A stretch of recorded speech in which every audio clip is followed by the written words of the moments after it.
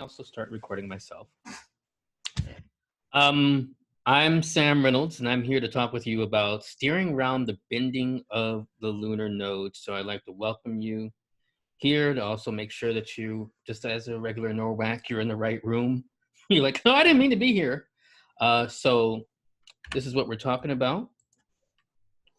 So my goal is to help you be a better navigator of the lunar nodes. So I want to outline 3 points of focus for today's presentation. What are the bendings, first of all?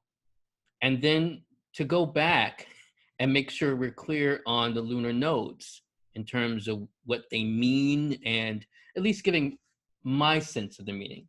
I've tried to be integrative and draw in various meanings, but I want to at least draw that in. So that's another goal. And then to talk about examples and give some examples of understanding more about the bendings. So what are they?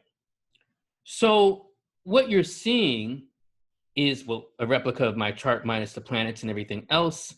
You're seeing the lunar nodes in the image on your left-hand side.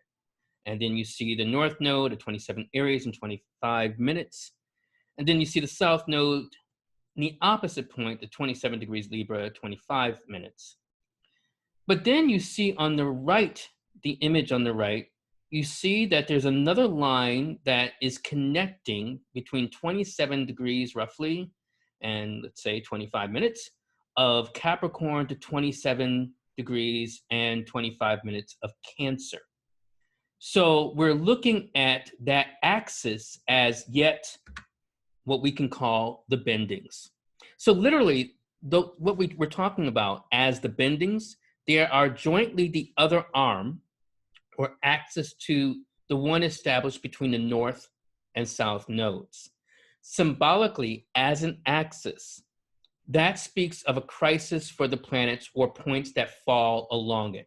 So when we say that a planet or a point like the ascendant or the midheaven or the part of fortune or the part of spirit is at the bendings, we're talking about literally falling planets or points that are falling along that particular axis.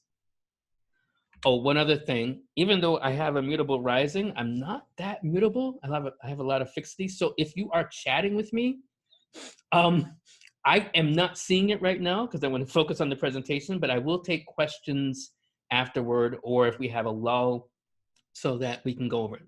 Okay, so the next thing I want to talk about, the moon. This is a quote from Arthur C. Clarke. The moon is the first milestone on the road to the stars. And I want to talk about the moon's role in understanding the bendings because I think that's pretty much, a key point of understanding in looking at the bendings. So at the bendings, the moon is as far from the earth as it can be. You might say, according to Dr. Lee Lehman, then that she, the moon, is most withdrawn from earthbound processes and simultaneously most engaged in her own functions. So you can say that when we're talking about the bendings, there's almost like a pause, there's a withdrawal, as she says, but there's something that is shifting, turning. So there's a way in which things are in transition. To understand that and look at that in a correlation to other things is that we're really leveraging latitude when we're talking about the nodes, or I should say the bendings. What's a key determining factor with the lunar nodes is the moon's relationship to the ecliptic. This is different from the equator and different from declinations. So I want to make that distinction very clear. So the ecliptic, just to recap in case no one knows, because I don't know everyone's starting point in terms of coming to this conference and starting with astrology. The ecliptic is the imaginary path of the sun around the earth. Its distance from the ecliptic, and we're talking about the moon, is its latitude. When the moon is conjoined to the ecliptic exactly, that's when the moon is conjoined to either the true north or south node. Now, you may have seen something in your ephemeris or something when you've kind of got a printout. There's something called the mean north and south nodes. But when we're talking about strictly in terms of the moon being exactly conjoined to one of the nodes, it's going to be more so at the true node. So that's really important to understand as the measure of distinction. When the moon reaches its maximum latitude of 5 degrees and 17 minutes, either north or south of the ecliptic, then it is either at the north or south bending. So that gives you a clue, if you have a means of looking at latitude, of understanding what's happening. So I can't resist. I see there's a lot of activity. Oh, okay. In terms of the chat. Oh, you're just giving information. Cool. This point then marks a critical juncture for change, like a change of season, whether we're talking about the moon or another planet or point, like the ascendant, the midheaven, or any of the other points. Okay. So I'm using an illustration here. Again, this is from my own chart. And I want to kind of point out that you can see two things are interesting about, the moon, my moon here, is that it's near to the point of being, far above the ecliptic at its extreme latitude at 5 degrees and 11 minutes. So it's just 6 minutes shy of that. And it is also out of bounds at 24 degrees and 40 minutes. Again, that's in relation to the equator. The latitude is in relation to the ecliptic. So that's one way, and why I mentioned this is that that's one way in which, if you're looking at the latitude, to kind of cross-check, double-check if the moon, and I'm only speaking about the moon, that's important, I'm not talking about every planet, if the moon is at the bendings. And the moon is, deemed usually the second most important planet. So it's really critical to look at that and check that out. Now, we're going to talk about some other ways in which we can draw significance for the other planets at the bendings, but I just wanted to start off with the moon, as Arthur C. Clarke said. Now, here's the part that I find both confusing and intriguing. In reading over the years all the different things that are said about finding the bendings, here are some common descriptions for how to figure out the bendings. So I'm going to give you at least 2 different descriptions, and then I'm going to give you one other one, so 3 descriptions by which to understand the bendings. And then in the chat, I'm just curious for, S and G, just to tell me which one you find the simplest. And I'm going to tell you what my opinion is, but we'll go with what I have to present first. So planets are points that are 90 degrees square the nodes from either the south or north node is described as being at the bending. So the south bending is 90 degrees clockwise, for those who don't remember that, clockwise from the north. And so clockwise, remember, is just going the way of an analog clock. The north bending is 90 degrees counterclockwise from the north node. So you're really looking at the north node, and you can decide, going with, if a planet's at the south bending, if it's clockwise, and if it's counterclockwise from the north node, then it's at the north bending. Okay. We're going to look at that in just a second. The other way in which I have described it, or seen it described, so we might as well go here, is to say that, now I don't want to assume, but the key thing to know is that the nodes move backwards. So this particular node at 27 degrees Aries has come from this particular point, and this is again going counterclockwise, going against the movement of the clock, has come from 3 years before around 27 degrees Cancer, roughly around 3 years. Similarly, this point has come from 27 degrees Capricorn. Remember, it's going to go this way. Same here, it's going to go this way. Okay, so what I used to say is that one way to describe the node's movements was to say, like, oh, imagine where the node has come from, and then you can know if it has come from, if the north node has come from this particular point, then it is at the north bendings, the point where we have the place where it's come from. The same thing will be true for the south bending, conversely. So those are 2 descriptions for it. Until, in my Jupiter and Virgoan way of looking for ever more simplicity, I realized a very simple thing, so bear with me. If the north node, if we move the north node, however, you have to use your imagination here. to the ascendant. You imagine it as the ascendant. The point that is at the north part of the chart is the north bending. The part that is at the south part of the chart up here is at the south bending. Boom. I don't have to remember clockwise and counterclockwise and all these other things in order to figure out where's my bending. Sorry. So you get the idea that I think this is the simplest way. So let me go to the chat. I'm curious, is that simple enough? All right. So yes. Leslie, yes, Leslie gives the thumb of approval. Maria, and then Daniela.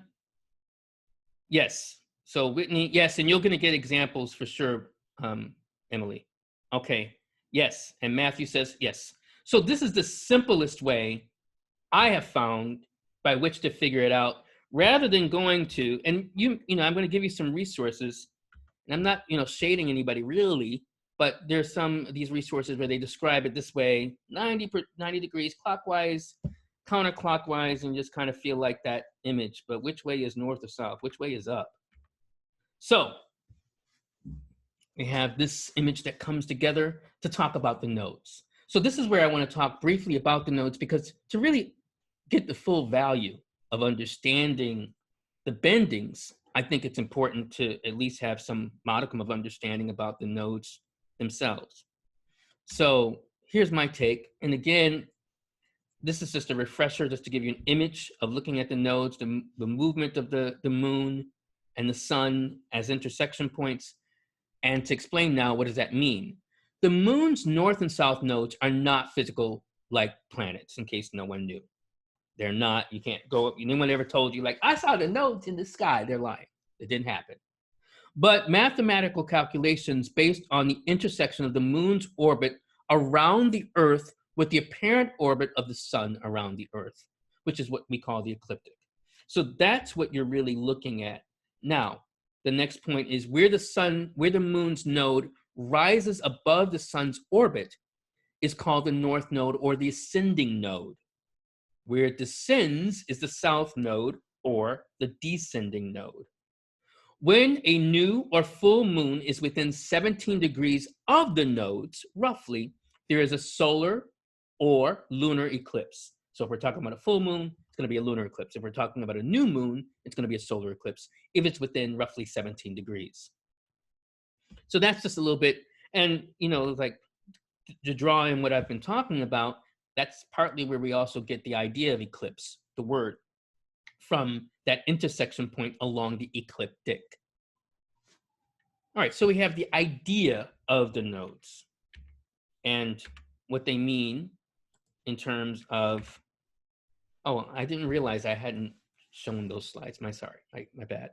All right, so let's start off with understanding a little more about the nature of the nodes in relation to each particular one, starting with the south node, the dragon's tail. The south node, also called the dragon's tail, both east and west. So it's called Ketu in Indian astrology, and we call it the north node here, but it's also called the dragon's tail. The analogy I like to give for the south node is that it's like the vacuum cleaner of the cosmos. Like if you hear that sucking noise in the cosmos, it is the south node. It is the filter agent of the cosmos, retracting retracting what's in this world, like sucking it out. So from a modern point of view, it highlights karma from your past, including your past lives, your immediate past, or the past of your ancestors. So it does have some connection. Sorry, didn't mean to advance it there. It does have some connection to the idea of the past, but it goes beyond that dimension, to also including your ancestors, the past within the scope of your life, for example. So that's one way in which you can look at it. So yes, I see. I guess I'm going to answer some questions. Tracy, let me answer that toward the end, and also so I can answer that. So 27 cap is no, 27 cap would be, in that particular example, would be the south bending, because it's in the south part of the chart. Okay. The south node is how you're learning to preserve key elements or key character traits that have developed or overdeveloped. So that's one way in which I designate or talk about the meaning of the nodes, okay, in terms of the south node specifically.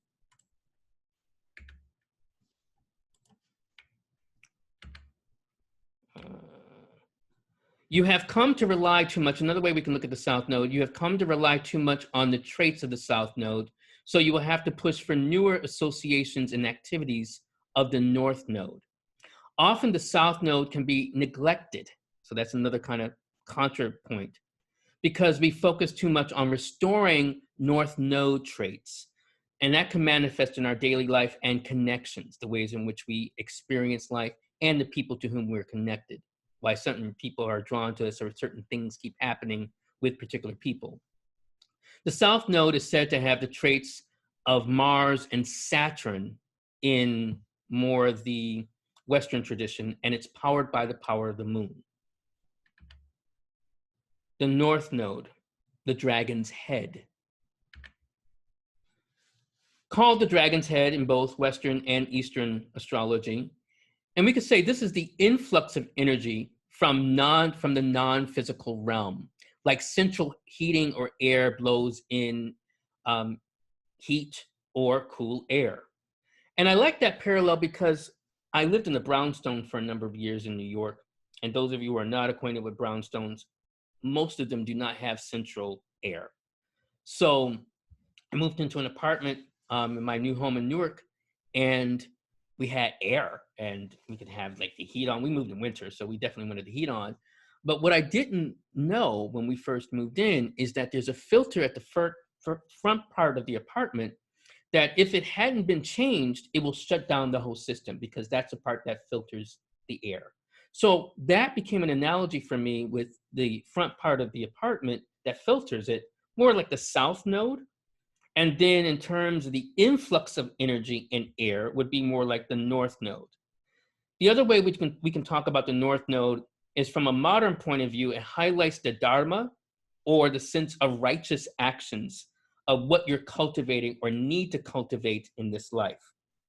The north node is the conscious intention to restore, as versus just to preserve, with others, key character traits that have been damaged, neglected, or underdeveloped.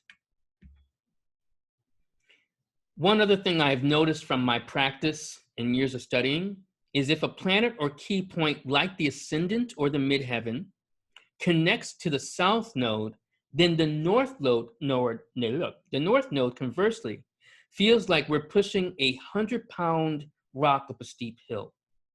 It's more like we have to work extra harder to restore and develop and cultivate the nature and power of the north node. The north node is said to have the traits of Venus, Jupiter, and it's powered by the sun. So that's just to help your framing and understanding of the nodes. So what we're looking at is really a balancing between restoration and preservation. I'm not going to read everything that's there, but it's kind of one thing I like to focus in on is restoration is an act to renew or repair something that's been damaged or fallen into disrepair. Preservation is an act to maintain or safeguard against damage or disrepair. So one way in which you might look at this is like this chair. Your north node highlights those traits you must work to restore in you that have been damaged. So if you found that on the street and it really was jacked up, was missing a leg, you would be doing the work of the north node. If you had that chair and you had restored it, you would work on preserving it. And you must do the work in you that is good and preserve that and not suffer from overuse of it. Now, why I divided the nodes this way is because in my own studies, I noticed something, whether authors intended this or not, where it seemed to position the south node as bad and the north node as the thing that you really need to focus on, rather than looking at the duality and recognizing that they highlight a dynamic where we need both. And you can work on preserving and restoring, in terms of the ways in which you can develop, but not to lose sight of the gifts and the power of your south node, because you want to focus on your north node. And one way in which I've come to think about this is like your dominant and non-dominant hands. So what do I mean by that? Well, I'm a righty, as statistically most people are in the world, right? But here's the thing. That means my less dominant or non-dominant hand is my left hand. So I make the comparison of my left hand as more like the north node. My dominant hand would be more like the south node, because I have it developed and it's very strong. That doesn't mean then that I suddenly then forget about my south node and put it behind my back. It means that I keep it, I preserve it, I keep its strength, but I should also focus attention on developing more my south node. So for instance, Lord forbid, if I broke my right hand, I would be SOL. I would need to work on developing my left hand so that I could be useful and type and do the things that I need to do, see clients, whatever. So that's one way to think about it.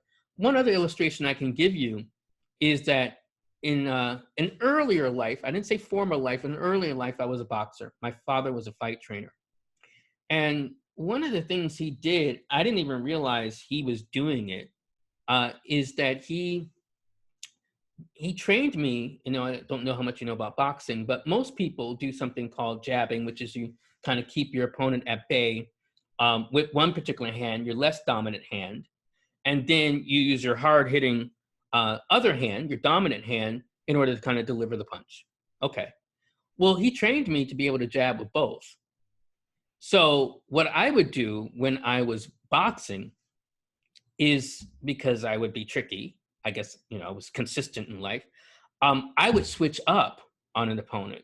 I'd be jabbing with my left and hit with my right, and then I would suddenly switch up and become like a southpaw.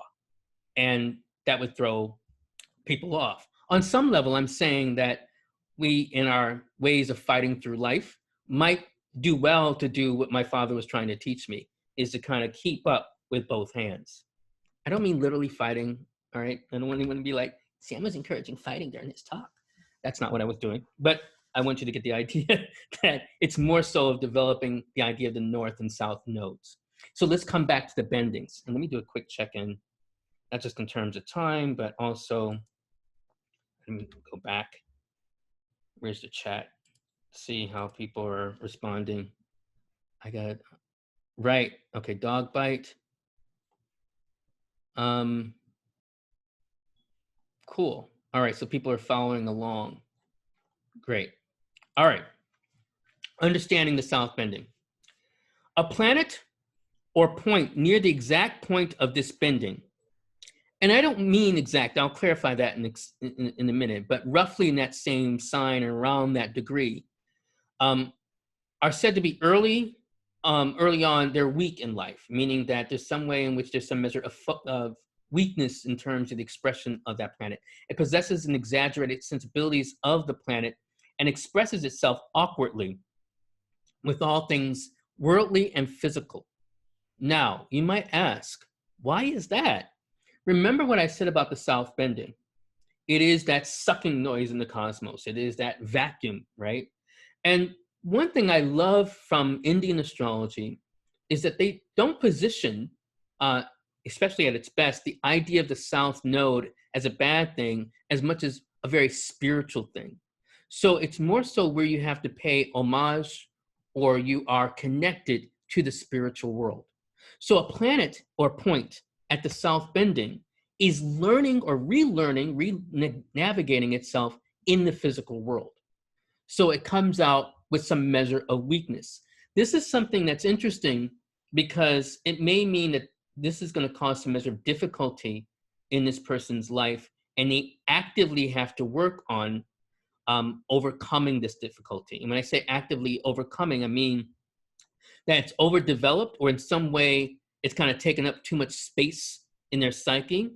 And so there's a need for sacrifice, discipline, reworking, or having a greater concern for others. So it's more the idea, and this is where I'm taking a quote literally from my other former life as a preacher. Yeah, I went from boxing to preaching. I really did. So the idea was, to whom much is given, much is expected, as Jesus said in the Bible.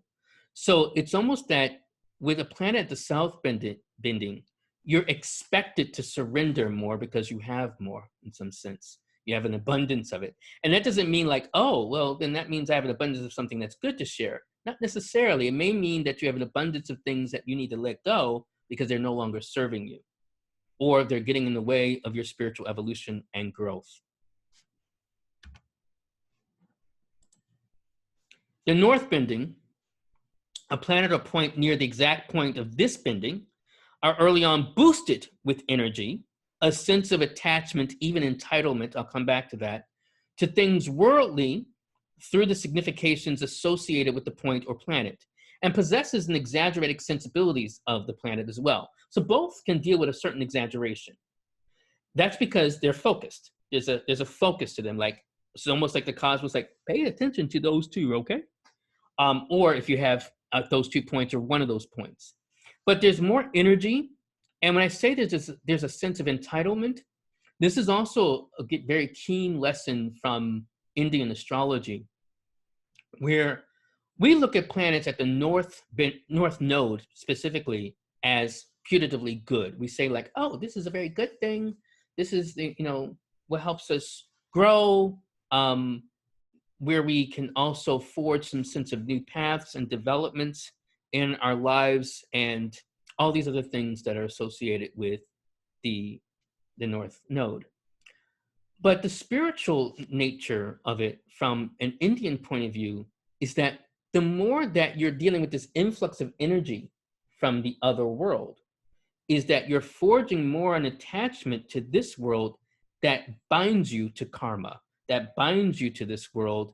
And that's why I say, like, you get caught up in, what we say in Islam, the dunya, the world. You get caught up in Maya, if you want to talk about it from a Sanskrit Indian point of view.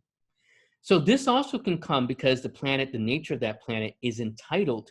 It can also come with a sense of entitlement and feeling like, well, I should have it.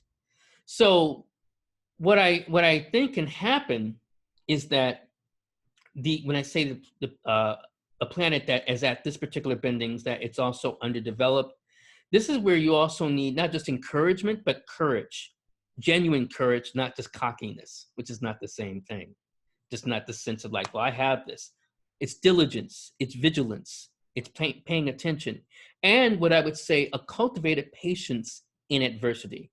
You're given this extra energy, this restoration, this power from the other world in order to be able to do more with it, to grow. It's a boon rather than a bane. The ego is always looking to find something. The spirit can see what's already there. So it's where you're looking at the north node or the north bending, you're looking from the eyes of spirit rather than the eyes of ego. So let's talk about some examples. Let me do a quick check-in also in terms of the chats, see what we have. All right, so Sam, can you show a slide with the south and north bendings again? Yes, I can. Lost in the sauce. Does that mean you're lost in the sauce, Daniela? So let me know.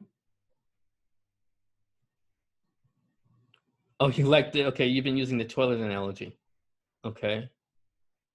Oh, she's referring to something else. Okay. So let me go back before I go forward. And so again, what you're looking at here is up here, the south bending. And then down here, you're looking at the north bending. And this is simply because you can position the north node, and mine does happen to be close to the ascendant, but you can imagine pushing it there, going clockwise, going clockwise, pushing it up there. And then the point that's going to be 90 degrees away from it, and at this particular point, then you can see at the north bending. Up here, you're going to see at the south bending. Okay. And I see someone has asked a question about transiting planets. I will definitely answer that question. It's coming up. All right, so let's go back. And let's get to some examples. All right. So I want to talk about Bruno Fernandes de Sousa. And for the recording, even though you also may be able to view it, he's born December 23rd, 1984. The time is approximate. I do not have a time for him. It's at 6 a.m. and it's Ribeirão Vermelho. My Portuguese is really not quite advanced, but that's where he was born. So let me tell you about Bruno. I'll read to you some measure of the the key aspects of his story, because I first came across Bruno's story on Twitter. I think it was sometime, it must have been 2016, I want to say. And that's pretty critical. Or maybe it was, no, it's 2017. So let me read a little bit about him. On June 9th, 2010, the athlete's former mistress, Eliza Samudio, disappeared. While pregnant, she had claimed that Bruno was her child's father, which she could prove after her son was born. When he refused to support the child, Samudio has sued Bruno during a time when a lucrative transfer to AC Milan for him was being negotiated. After Samudio's disappearance, her child turned up with Bruno's wife. In July 2010, a Brazilian judge ordered Bruno's arrest. A 17-year-old cousin of Fernandes de Sousa told police that he had taken part in Samudio's abduction with his friend, with his friend. He also stated that Samudio was dead, but did not say how she died, nor where her body was, and that Fernandes de Sousa was the father of her baby, despite him being married. So what happened is that he ended up going to prison. He tried to commit suicide twice while in prison, waiting for his trial to begin, but the Secretariat of Rio de Janeiro denied that Bruno had done so. Anyway, long story short, according to police, Bruno's teenage cousin stated that Samudio's body was cut up and some parts were fed to the dogs while other parts were buried under concrete. Bruno confessed to organizing the plot. Now, you might say, like, well, damn, Sam, you found like a really extreme story. This dude like had his girlfriend cut up, took the baby, gave it to his wife, and he went to prison, right? No. Yeah, he went to prison. Watch this. In February 2017, this is how I heard about the story. After Fernandes had served just 6 years and 7 months in prison, his lawyer filed a petition of habeas corpus because of the slow processing of an appeal request. Basically, he was let out of prison, out of jail, pending an appeal, and then immediately got a sports contract to play football. He's a football player. I'm sorry, I left out that fact. And when I say football, I mean in the real sense that most of the world means it, which is what we call in America soccer. So he went out and started playing soccer, at least for, it seemed like would be like, we thought forever or forever long he could play. So when I heard about this, I was like, that's crazy. I have to see this man's chart. I don't even understand how this really happens and what was going on with his chart. So there's a better ending to the story. In April 2017, Brazil's Supreme Court ordered his rearrest, or at least there's a better ending. He did go back to jail, but I will tell you now, he just got out. Oh, I forgot, and then I'll move on. He said about this, he said, what happened. I made a mistake, a serious one, but mistakes happens in life. I'm not a bad guy. People tried to bury my dreams because of one mistake, but I asked God for forgiveness, so I'm carrying on with my career, dude. guess he said that in Portuguese. So why are you looking at this? Because you might be wondering. Let me look at the chat because I'm sure y'all saying something juicy. Like, oh, right, okay. So what I want you to note is that his north nodes and south nodes are along the Taurus axis and Scorpio axis. So north node in Taurus, south node in Scorpio. Almost exactly within a degree is his Mars.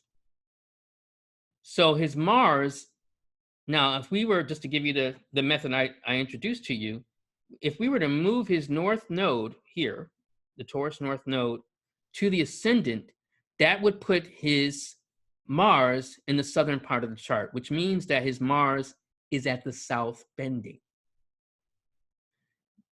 I thought this was, especially with it being exactly square, we don't have to know this man's birth time. That's going to be true almost the whole day. Why I think this is a significant point of the chart, and I'm going to contrast this with another chart, is that this is someone who really needed some measure of, I would say, remedial help, some means of really some conditioning with the south bending of his Mars. Meaning that, going back again to some meanings that we talked about here, where it definitely is weak, I would definitely say it possesses an exaggerated sensibility of itself. And he's not really learning to be in the world fully, especially dealing with anger and his emotions. He is an athlete, so he's expressing some aspect of that Mars is very highlighted. But in terms of how he's dealing with it as a human being, you know, I think having your girlfriend cut up, taking her baby, and I don't know, we don't know how, you know, if she delivered the baby naturally, or I don't even want to really conjecture. I think that's heinous, you know, and I'm owning my judgmental sensibility. Y'all can judge me if you want. Be like, you should be more spiritual and just let it go. I'm not there yet. I have to be where I am. So I think he's fucked up from the floor up. So, and he's out. But he's useful here as an example of looking at Mars in the south bending and how we might counsel a particular client, where we might draw some more attention to how they can work on their Mars proactively and, importantly, positively. So we can contrast this with Drew Barrymore. And let me just see what some of you are saying in the chat. This is actually great. What sign is your... People are asking about, what sign is your north node and where's your Mars? Oh, you're talking about Emily. I thought you were talking about me. Okay, I'm about to talk about that in a second. I have Mars in the bending. I'm trying to figure out which one. So here we go. And Emily, we can talk about that when I take questions. So Drew Barrymore, quick example, just to look at her nodes, first of all. They're along the Sagittarius and South Node axis. So she's actually having, later next year, she's going to have what I'd say a lunar node opposition, because her north node is in Sag, her south node is in Gemini. So we can see, by virtue of this, that her sun is at the north bending. Now, yes, you do see the south bending up here, but one way in which you kind of can figure this out quickly is if we have the south node at the ascendant, and then we have the sun in the southern part of the chart, really, this is automatically going to be more so the north bending, because we can reverse this, put the north node over here, south nodes over here, then the sun is going to end up below the horizon. Okay, so that's the key thing to know, because it's going to be the sun in Pisces. So what's interesting about Drew, for those who know of her, I don't know, she hasn't made a movie in a while, but she made a lot of movies in the, I would say in the 90s and maybe the early 2000s, is that she started off as you know, she's the granddaughter of John Barrymore. And so she comes from an established an American acting family. And she started off acting, but she, at a very early age, including a movie you may or may not have seen, it's very dated at this point, called Firestarter. That's where I first saw her. But because she went into the industry so young, she also was exposed to all of the ills of the industry. So she started drinking and also becoming, dependent on substances and having substance abuse like coke at an early age. So that by the time that she was a teenager into a young adult, she was strung out on drugs.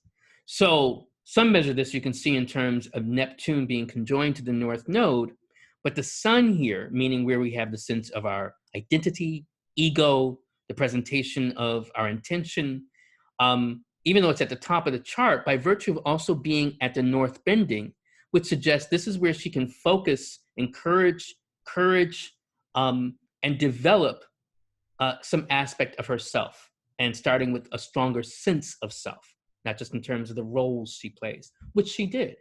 And that's how she's actually been able to beat her substance abuse and have her life back. We have over here on the right-hand side, we have David Data.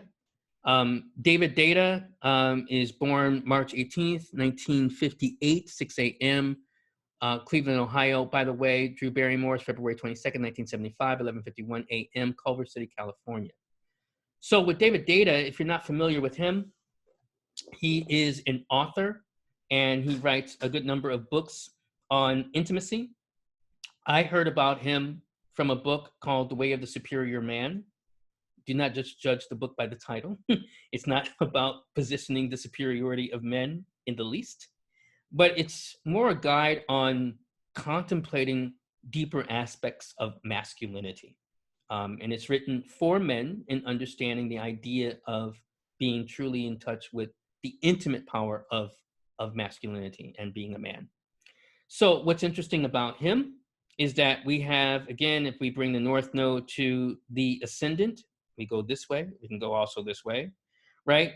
Then we realize that Mars, right, because he also has his Mars directly actually at the bendings, his Mars also ends up in the northern part of the chart, which means that it is the North Bending. So again, you move your, just imagine that you're moving your North Node, and then that's going to push down the Mars and ends up in the northern part of the chart. So that's, to write a book on masculinity and looking at it from a superior or spiritual point of view, that would be a very good use of the Mars. Okay, 2 other examples, and let me just check the chat, and I think we're still good on time.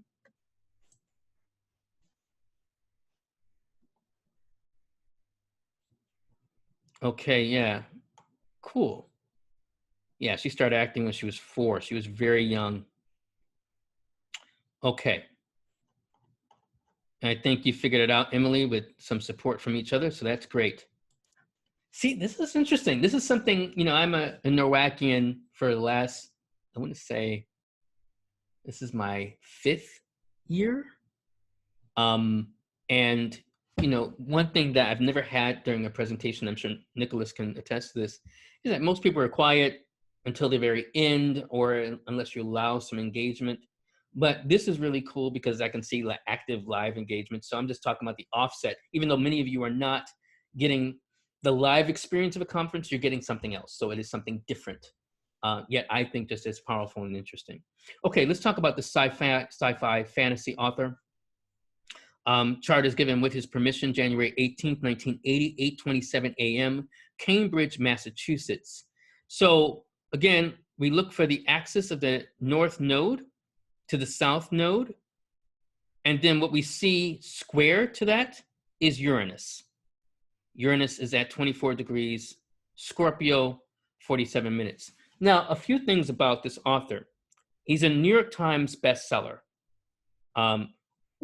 You might ask, like, well, how can you tell that from the chart? Well, one thing that's interesting, because he's also a client of mine, is that with that North Node at Regulus, which is a fixed star and one of the most powerful fixed stars in the heavens, I was like, this augurs well for you establishing yourself in the world. Remember, it's a mixed blessing with the North Node.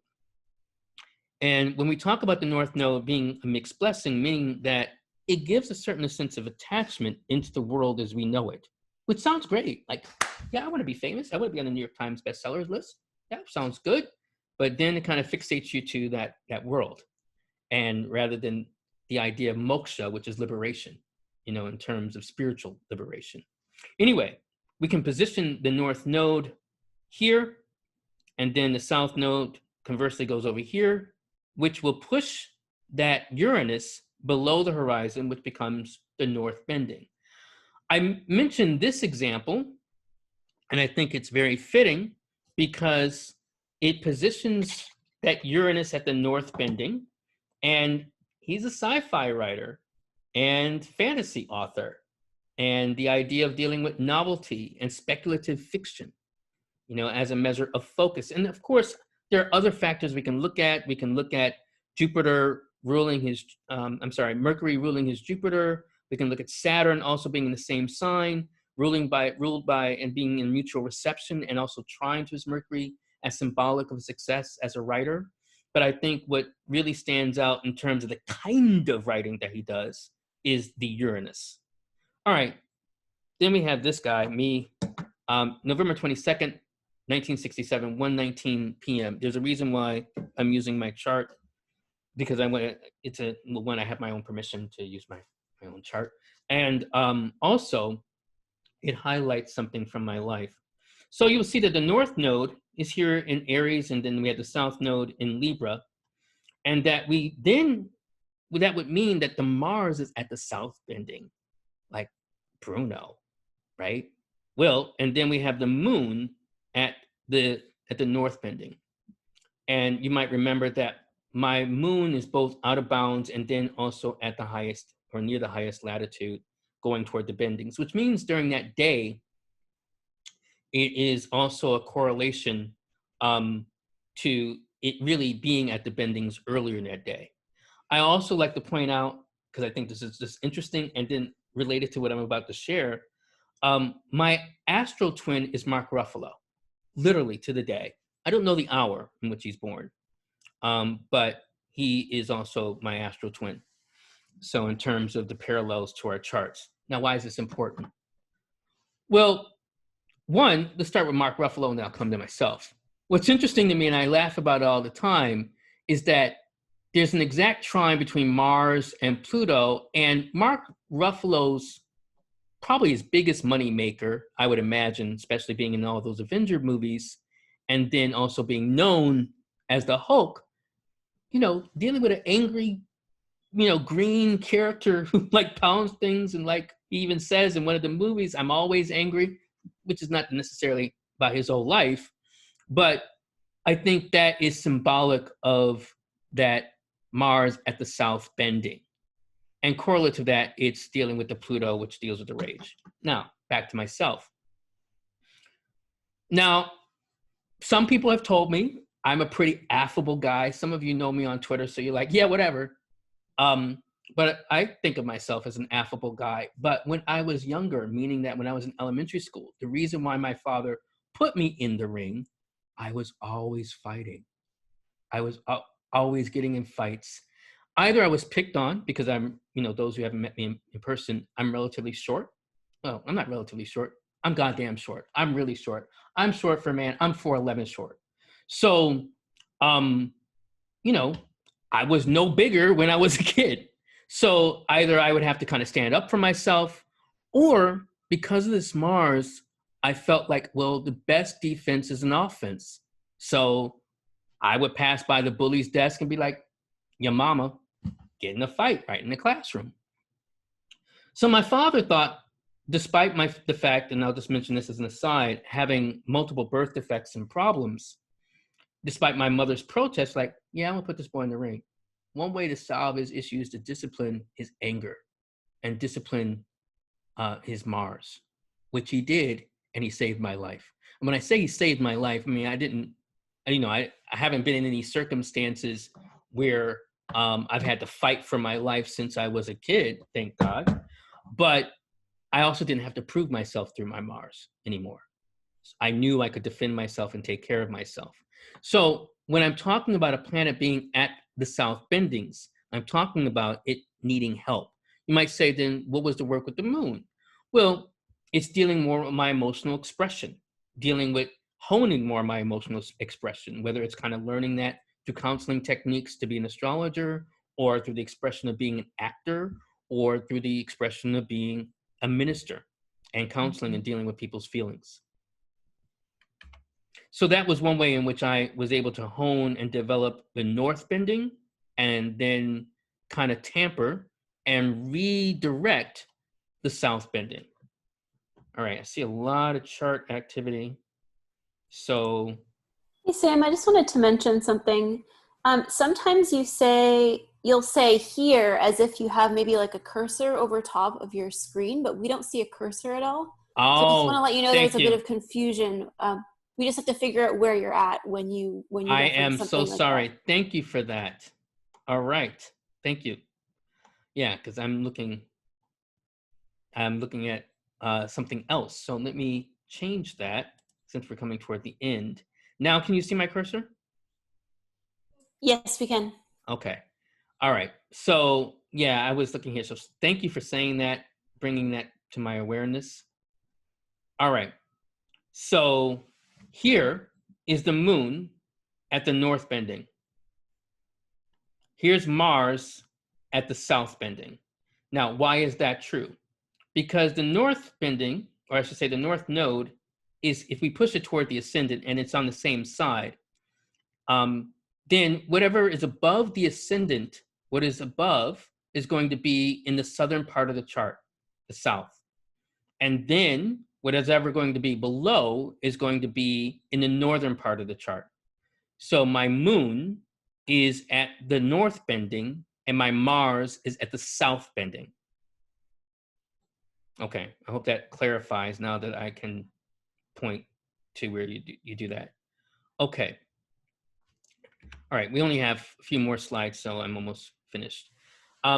You can apply the nodes to a lot of other things too. I'm talking about natal charts, but you also can do the same in terms of looking at it with horary charts. So I'm showing one horary from, let me just get back here. I'm showing one horary on the left that is from Lee Lehman's The Martial Art of Horary Astrology. And then there's one of my favorite horaries, my own, on the right-hand side. So what we have over here is, you see the moon positioned between Jupiter and Mars. And the question is, will I finish the course? And it's for April 9th, 1989, 8 a.m., San Francisco, California. Now, the question in terms of will I finish the course, just to give you some background, is that there's a woman who had signed up for a correspondence course, and she was having some difficulty with the teacher.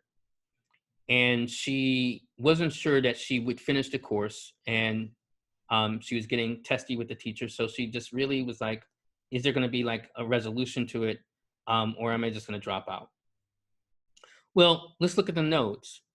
So we can see that the north node is here at 3 degrees Pisces, and that the south node is at 3 degrees Virgo. If we take the north node and put it down here at the ascendant, that means it's square to Jupiter, the moon, and we could even throw in Mars, but mainly Jupiter and the moon, goes to what we call the northern part of the chart. It goes below the horizon. So that means that Jupiter and the moon are at the north bending. Now, one thing to take into account with horary, and this is very important, is that the bendings in horary isn't so much about like, oh, some critical point of development, as much as it's a critical point. There's a crisis point at which we're arriving. And so the moon beautifully illustrates that she has arrived at a critical point in terms, because the moon in horary, kind of just to give a quick horary lesson, the moon in horary is kind of the co-significator of the person, and also showing where the action, the energy is moving in a chart. So with the moon being at the bendings coming from Jupiter, which could also symbolize the teacher, going toward Mars, it would indicate that roughly in about 9 weeks or 9 months, because sometimes it's hard to figure out the timing for things with horary, this was going to come to a close, and that she likely would not finish the course and bail out. And the correspondence course, however long it was going to last, if it lasted longer than 9 weeks, she probably wouldn't make more than 9 weeks. Turns out she survived the course for 9 months, but she still dropped out. So that's the critical point. Now, the chart on your right for January 28th, 2012, 5:45 and 30 seconds in Bedford-Stuyvesant, where I had cast the chart. This is one of my favorite horaries, and let me tell you a little bit why. First, let's look at the nodes. The north node is at 12 Sag. The south node is at 12 Gemini. If we position this node here to the ascendant, the planet that ends up square to it, in terms of challenging along that other axis, is going to be roughly Venus. And we also see Mars. So Mars and Venus are roughly widely square. You might say like, well, that's about 5 degrees and then 10 degrees. I'm going to talk about orbs in just a minute, just to give you some general principles, but I don't get too attached to that. And I think 5 degrees is ample enough for that Venus. Now, the question is, will she do time? It was a client suggested here who was asking about her firstborn daughter. Her daughter had been arrested with credit cards in her possession that did not belong to her with the intent to commit fraud, which, as you may know, is a felony. So my head was telling me before I cast a horary, I'm just letting y'all know, I'm just talking astrologers to astrologer lovers and students, but in my head, I didn't say it to my client. I was like, oh, she's screwed. That's deep. You got busted with the cards in hand, and that's a felony? Like, it's no way. It's like, oh, blah, blah, blah. Well, I did the horary. Now, what the horary tells me is that this exalted Venus is at a critical junction, even though with this Mars retrograde, but it was really the Venus that drew my attention, because the Venus and the Jupiter, the ruler of the 5th house of children, I don't want this to become a horary lesson, but we're looking at the child as the key point. And we also have the north node being conjoined to signifying the child. Venus and Jupiter are in mutual reception in terms of each other's signs, because we're using classical rulers and Jupiter's a ruler of Pisces. We also have an exalted Venus. And this Venus actually is in the north bending, because if we move the north node here, Venus ends up below the horizon in the northern part of the chart. Now, I won't go through all the factors I looked at, but I even had to call my horary teacher and be like, hey, look at this chart for me, because I'm actually looking at it.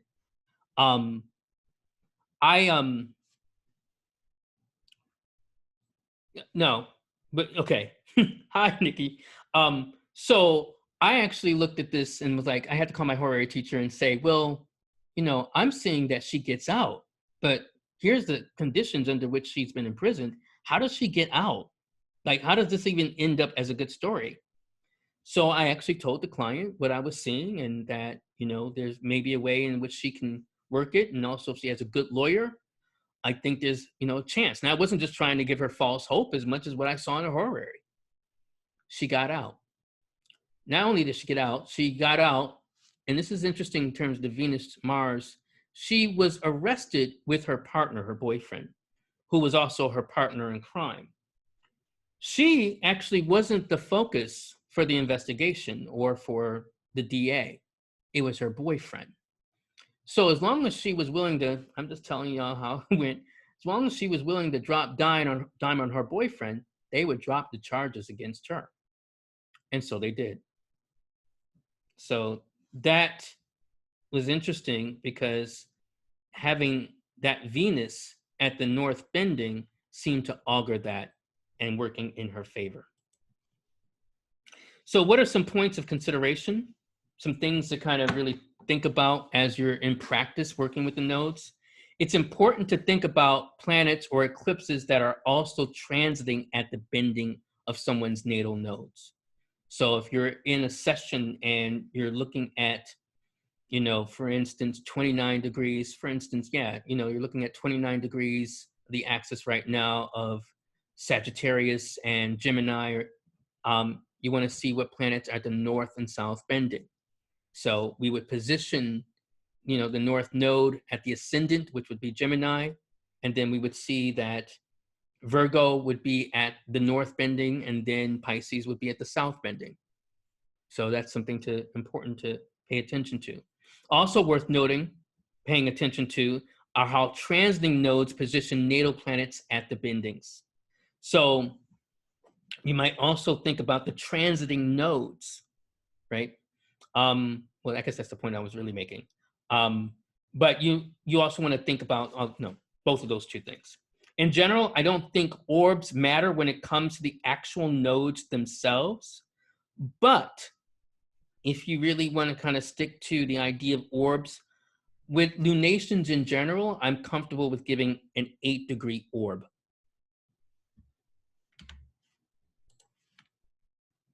So here are some more opportunities for researching on the nodes. So one thing I haven't discussed that I'm also curious to do more about is exploring similar concepts to planetary nodes with each planet's respective nodes. So one thing to know is that Mercury has its own set of nodes. Venus has its own set of nodes. Every planet has its own set of nodes. What's frustrating is that they don't work necessarily in the same parallel as the lunar nodes, meaning directly opposite to each other. They can be in different signs. So, but one thing I haven't looked at are the bendings of Mercury's nodes or things like that. So I don't even know how that might be done, since Mercury's nodes might be at different places, but that is something to research and look into. Here's some things if you want to take a screenshot of this. Also, you get the PDF. You could look at Mary Plum's article on the nodes, Lee Lehman's chapter on the nodal cycle in her book, Classical Astrology for Modern Living. I highly recommend Judith Hill's book, The Lunar Nodes. And then I also highly recommend Kathy Allen's book, When Worlds Collide, Another Look at the Lunar Nodes. In short, though, crisis can become opportunity. The bendings can illuminate where to focus our attention for awareness and growth. Our perception becomes our power. With that said, ladies and gentlemen, we are at time in terms of my presentation. You can find me on Twitter, and thank you, Marcia. You also can find me on Facebook, and find me at unlockastrology.com, or book a session or connect with me at unlockastrology.com. All right. So thank you, everybody. All right. I've got a few questions for you, Sam. Yeah, please. Okay, so there are a couple people who are a bit confused in terms of the cardinal directions and how they're identified in the horoscope. Are you able to clarify that? Yes. Let me go back to the original slide. All right. So this is east. This is west. This is south. This is north. So when we move the node to the eastern part of the chart, to the ascendant, that automatically positions the south node to the western. Then what we have above is going to be the southern sky, or the southern part of the chart, and then the northern. Now, I know this is confusing, and you might say, like, who the hell thought this up? Why? Why is that there? So it's an interesting question. Why aren't we positioning it like we normally do? West, east is over here, west is over here. It's because there's a general theory about this, and the idea is, and I'm going to talk a little bit about this in my next lecture on the part of fortune and part of spirit. I'm talking about the invisible points, this NORWAC, is that we talk a lot about the Greeks in the development of astrology. We talk a lot about the Babylonians. We don't talk enough about the Egyptians, the Africans. And I think that's important because one contribution of the Africans, the Egyptians, is that the arrangement of east to west in terms of how we look at it, the construction of the houses, is unique to something because as I know it, the Nile is one of the few rivers, if not the only river, that flows from the south to the north, right? Is versus going from north to south.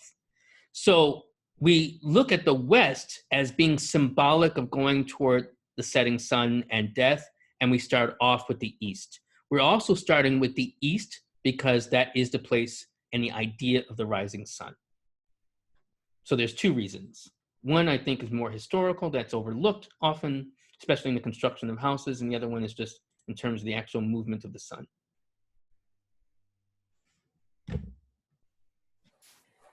Okay, what else? Somebody asked about the orb that you use.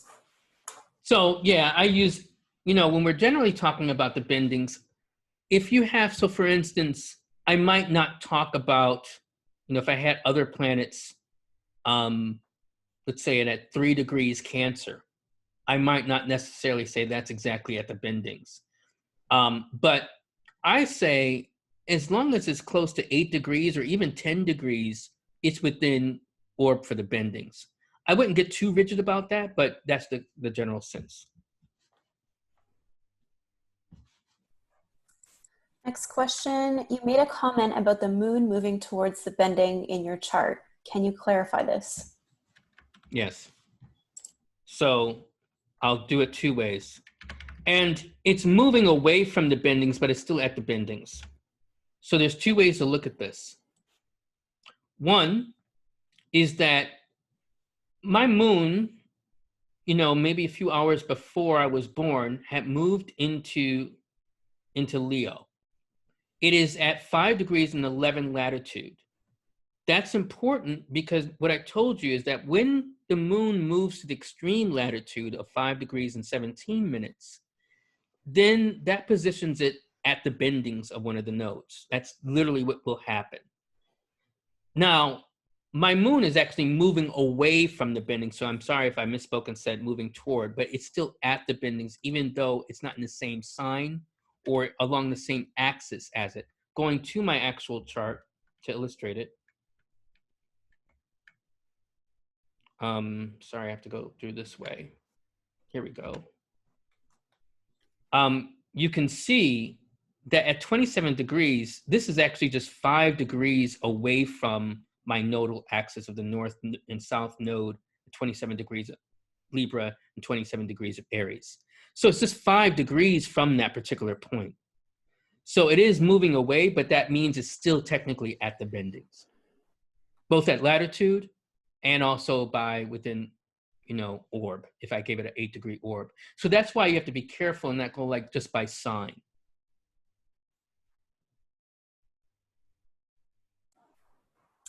Okay, and then the last question is if they could contact you for clarity on this topic. And I think you gave your contact information. Maybe Yes, you could share that one more time. Yeah, it's unlockastrology@gmail.com is where you can write me. And also if you want to talk about it on Twitter, I'll be back on Twitter. What's the day? The 22nd? The night of the 23rd. I'll be back on Twitter. I know that sounds strange. Like, what's wrong with you? It's Ramadan, and I took off for Ramadan. So Ramadan ends Saturday night.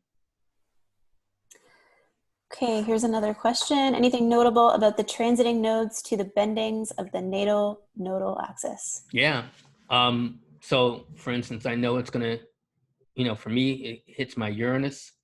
I think it's going to be really important to pay attention to the shifts with the nodes, and especially as it's angling toward an eclipse,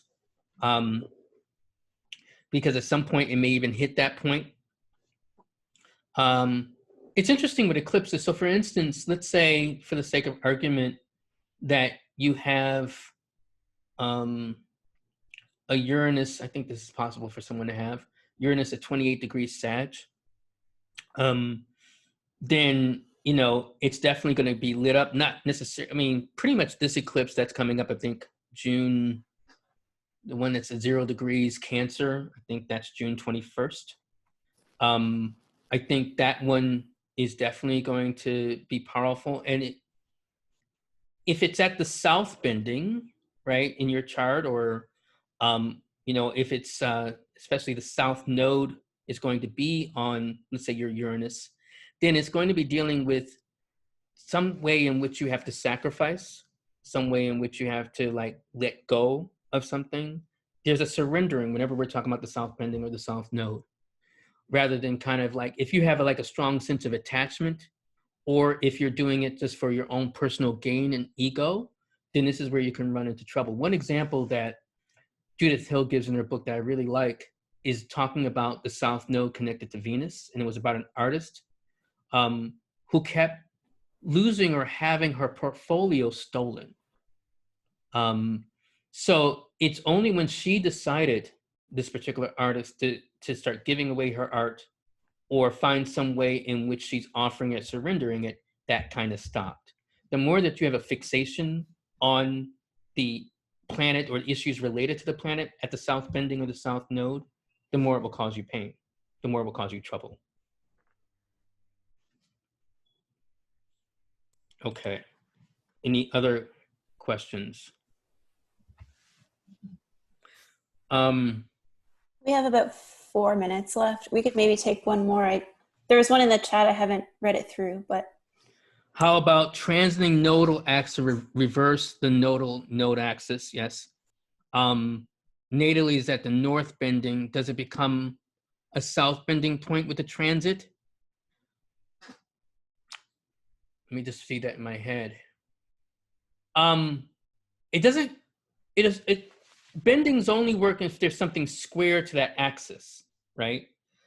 When you are having like a reverse, what I call a lunar node opposition, you are experiencing not so much things at a bending unless you have some other planets that are operating along that same axis.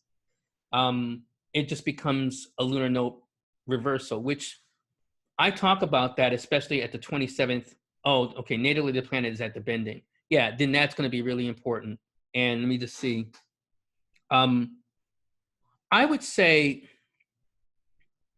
start with your natal chart and the bending that it fits. So if it's at the north bending, yes, it will be at the south bending with the transiting movement. But really, it's the focus in your natal chart rather than just by the transiting chart. Because this is going to happen, several times in your life. Like the biggest lunar node opposition is at 27 years old. So when I say the biggest one, it's like the biggest one in adult life.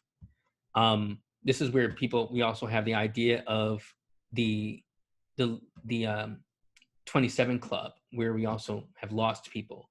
So it means it's a significant time where you're evaluating your sense of connections and sense of purpose, and how you often can express that in terms of the world, and trusting that you can realign yourself with the people and events and circumstances that affirm your sense of purpose.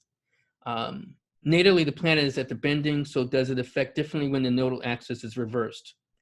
It just highlights it. I wouldn't get too focused on that, because it's more so, again, your natal chart. So if it's at the natal north bending, focus on that in terms of the north bending.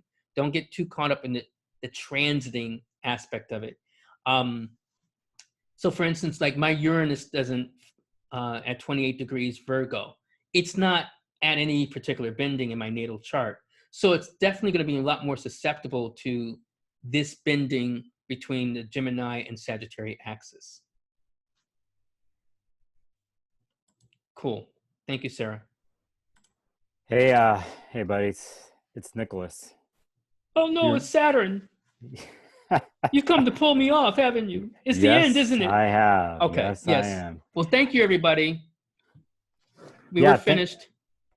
Thanks, Samuel. Great job. Thank you. Great job on a topic you don't normally see in an astrology conference per se, and you don't. I haven't. The way you did it. So appreciate it, Sam. I'm always appreciative of you. Thank you. In the astrology world. And you are a major piece of Norwalk in my mind in the last so many years. Thank you, man. Yeah, definitely, Sam.